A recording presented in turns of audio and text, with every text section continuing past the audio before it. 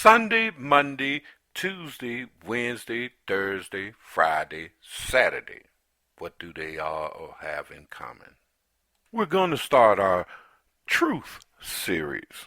It is the only way for us to understand the deception that has been strategically planned and set in order against us to conceal the truth from us. And many of you will be shocked to find out Satan's plan that is simply accepted every day.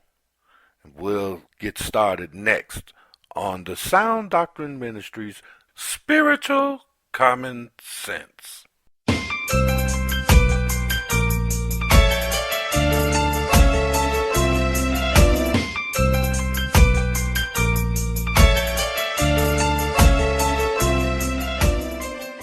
Blessings to the remnant of the saints of the Most High. According to Scripture, in the beginning, the Father created the first day, light.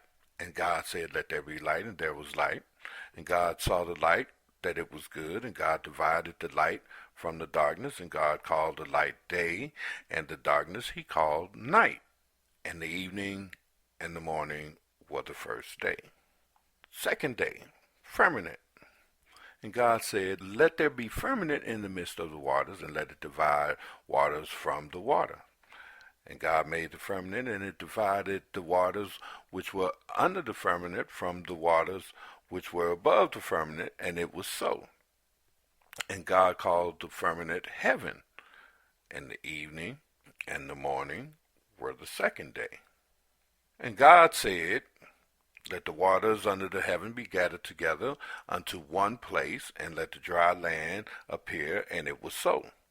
And God called the dry land earth, and the gathering together of the waters called he seas. And God saw it that it was good.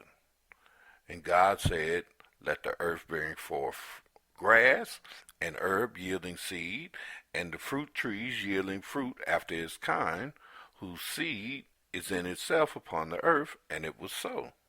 And the earth brought forth grass, and herb yielding seed after his kind, and the tree yielding fruit, whose seed was in itself after his kind, and God saw that it was good. And the evening and the morning were the third day. And God said, let the light in the firmament of the heavens to divide the day from the night, and let them be for signs and for seasons and for days and years. And let them be lights in the firmament of the heaven to give light upon the earth, and it was so. And God made two great lights, the greater light to rule the day, and the lesser light to rule the night. And he made the stars also. And God set them in the firmament of the heaven to give light upon the earth, and to rule over the day and over the night, and to divide the light from the darkness. And God saw that it was good. And the evening and the morning were the fourth day. And God said, let the waters bring forth abundantly the moving creatures that had life, and fowl that they may fly above the earth and upon and in the open firmament of heaven. And God created great whales, and every living creature that moveth, which the water brought forth abundantly after their kind, and every winged fowl after his kind.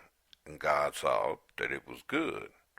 And God blessed them, saying, be fruitful and multiply, and fill the waters in the seas, and let the fowls multiply in the earth. And the evening and the morning were the fifth day. And God said, let God said, let the earth bring forth the living creature after his kind, cattle and creeping thing, and the beast of the earth after his kind, and it was so. And God made the beast of the earth after his kind, the cattle after their kind, and everything that creepeth upon the earth after his kind, and God saw that it was good. And God said, let us make man after our likeness, in our image after our likeness, and let them have dominion over the fish of the sea, over the fowls of the air, over the cattle, and over the earth, and over every creeping thing that creepeth upon the earth. And God made man in his own image. In the image of God created he him. Male and female created he them. And God blessed them, and God said unto them, Be fruitful and multiply, and replenish the earth, and subdue it, and have dominion over the fish of the sea, and over the fowls of the air, and over every living thing that moveth upon the earth. And God saw everything that he had made, and behold, it was very good. And the evening and the morning were the sixth day. The seventh day the Father rests. Thus the heavens and the earth were finished, and all the host of them. And on the seventh day God ended his work which he had made, and he rested on the seventh day from all his work which he had made. And God blessed the seventh day and sanctified it, because in it he had rested from all his work which he created and made. All right. Now that we've laid the foundation, for as with anything that is truthfully established, we must start with the source. So we are reviewing the beginning and our beginning. Yes, I know. What does that have to do with the days of the week? So glad you asked that question. In all of what we read, did anyone see the days of the week? This is our beginning.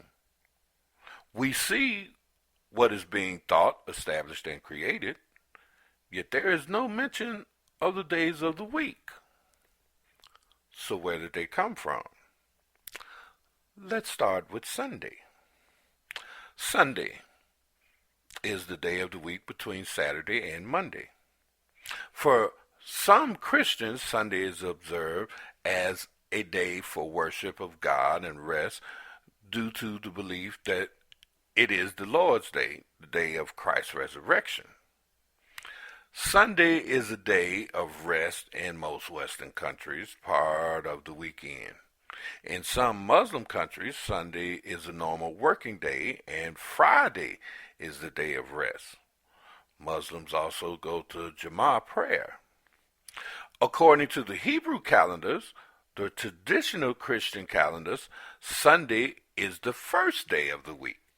But according to the International Organization for Standardization, Sunday is the seventh and last day of the week. The International Standard for Representation of Dates and Times states that Monday is the first day of the week. This method of representing dates and times unambiguously was published in 1988. Really doesn't carry much validity to it. But okay, let's deal with Sunday and the Sabbath. Christians from the early time have had differences of opinion on the question of whether Sabbath should be observed on Saturday or Sunday. The issue does not arise for Jews or Seventh-day Adventists, whom the Sabbath is unquestionably on Saturday, from the book of Acts, the 13th chapter, 13th and the 14th verse. Nor for Muslims, whose day of assembly, Jummah, is on a Friday. The first given evidence of a differentiation between traditional Jewish Sabbath observance and the religious observance of the first day of the week appears, they say, in Acts 20 and 7, where the disciples met and broke bread together. In the Holy Scriptures and by the Jews, a day was reckoned from evening to evening, Genesis 1 and 5, which is why we established that first. And the evening and the morning was the first day, remember? Also in Daniel 8 and 14. Thus, the meeting mentioned in Acts 20 and 7 was on Saturday night, not on Sunday. Some believe that this was a participation in the ordinance of sacrament. Seventh-day Sabbatarians say that the believers met on all days of the week to break bread together for the sake of meals and fellowship, such as in the book of Acts, the 2nd chapter, the 46th verse. Regarding the incident in Acts 20 and 7 as nothing outside of unusual practice, the Apostle John also refers to the Lord's Day in Revelations 1 and 10, Kyriake, meaning Lord's, later becoming the Greek word for Sunday. However, in light of the text, Mark 2 and 28 and Luke 6 and 5, it is seen that Jesus himself, as the Son of Man, claimed to be Lord of the Sabbath, and that day fell on the seventh day. Some early Christians observed Sabbath on Saturday, while others gathered for worship on Sunday. However, in AD 363, a seventh-day Sabbath was prohibited by Canon 29 of the Council of Lycia. The ancient Romans traditionally used the eighth-day noondignal cycle, a market week, but in the time of Augustus, the seventh-day week also came into use. The 2 weeks were used side by side until at least the calendar of 354, and probably later, despite the official adoption of Sunday as the day of rest by Constantine in AD 321. Martyrism kept Sunday holy in honor of Matthias. On March 7, 321, Constantine I, Rome's first Christian emperor, decreed that Sunday would be observed as the Romans' day of rest. Here's the quote. On the vulnerable day of the sun, let the magistrates and the people residing in the cities rest, and let all workshops be closed in the country. However, persons engaged in agriculture may freely and lawfully continue their pursuits, because it often happens that another day is not suitable for graining, sowing, or vine planting, lest by neglecting the proper moment for such operations the bounty of heaven should be lost. That's from Constantine the first Christian emperor of Rome. But my brothers and sisters, this is not the Father's Sabbath or day of rest. And there is nothing in scriptures that says it was changed, or that any man had a right to change it. One would have to take liberties or make assumptions to even make such a claim, and that is what millions do. Many Christians today consider Sunday a holy day and a day of rest and church attendance. Denominations which observe Saturday as Sabbath are called Sabbatarians, but the name Sabbatarian has also been claimed by Christians, especially Protestants, who believe Sunday must be observed with just the sort of rigorous abstinence from work associated with the Sabbath. For most Christians, the custom and obligation of Sunday rest is not as strict. So-called Christians today do not regard the day they attend church as important, so long as they attend, as the apostles and disciples gathered on Sundays, on Saturdays, and whenever they could. There is considerable variation in the observance of Sabbath rituals and restrictions, but some cessations of normal weekday activities is customary. But how do anyone overlook the early church banding together, sold their houses and land, and gave the money for the good of all believers? The book of Acts, the 2nd chapter, the 42nd through the 47th verse reads, And they continued steadfastly in the apostles' doctrine and fellowship, and in breaking bread, and in prayers. And fear came upon every soul, and many wonders and signs were done by the apostles. And all that believed were together, and had all things in common, and sold their possessions and goods, and parted them to all men as every man had need. And they, continuing daily with one accord in the temple, and breaking bread from house to house, did eat their meat with gladness and singleness of heart, praising God and having favor with all the people.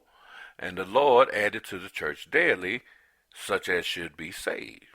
Once again, that's the book of Acts, the 2nd chapter, the 42nd through the 47th verse.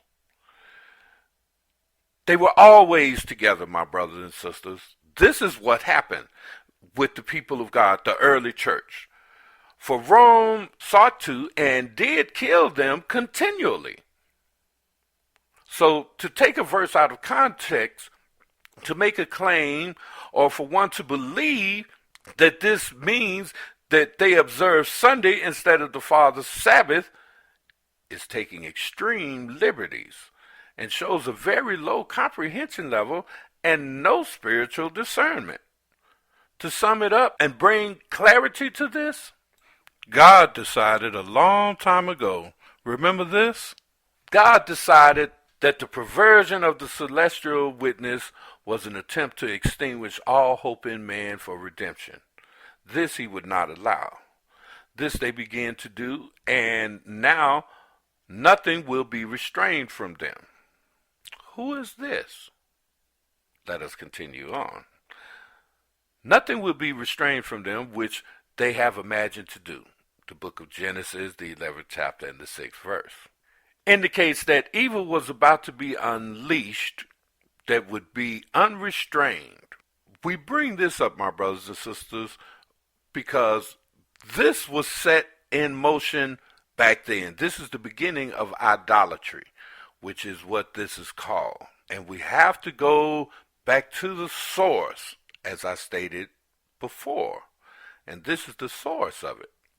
From Christ's time, when after the Messiah had been resurrected and ascended back into the heavens, we see that the observance of the Father's Sabbath, Rome was changing, and many so-called Christians were trying to change. God defeated all of their designs by confusing their one language into many and scattered the people across the earth. When they could not communicate, their knowledge became fragmented.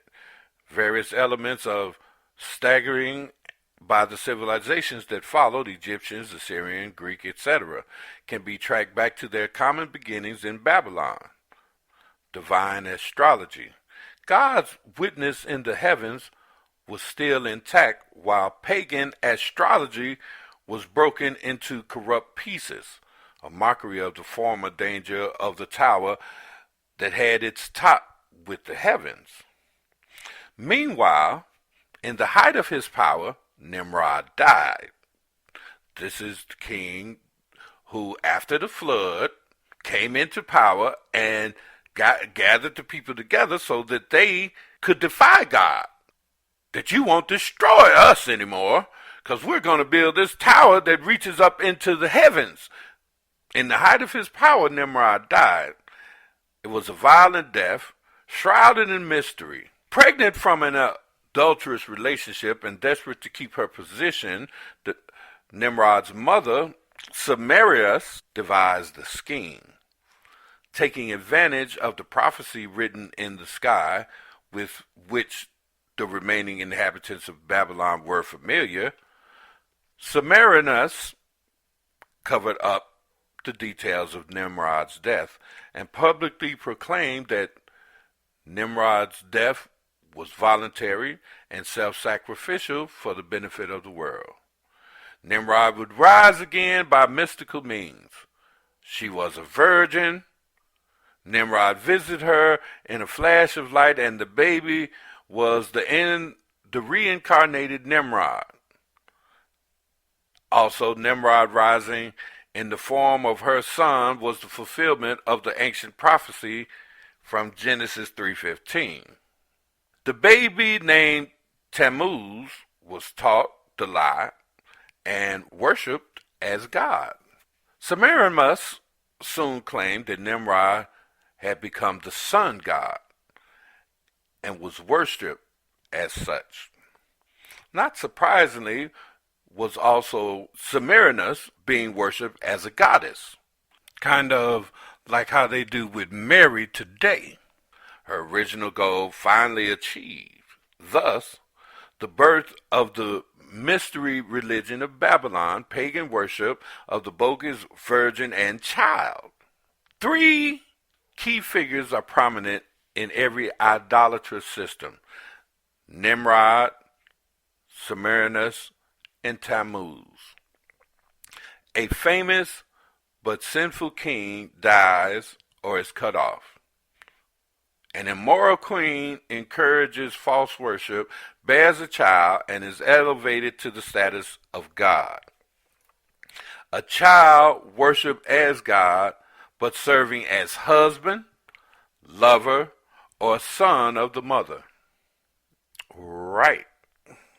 From Babylon, the worship of mother and son spread across the whole earth. In Egypt, there is Isis and Horus. In India, Laish and Laward. In Asia, Cybele and Darius. In ancient Rome, Fortuna and Jupiter. And in Greek, Cyprus, Irene, and Pontus. The dynamic counterfeit was long in place before the real mother and child walked the earth, Mary and Yahshua. And it was Rome and the Council of Nicaea that simply switched the two under the demonically influence of Satan. And this is just Sunday and the beginning of our series. And in our next episode, you will hear how we are acknowledging and honoring the God of the moon. Blessings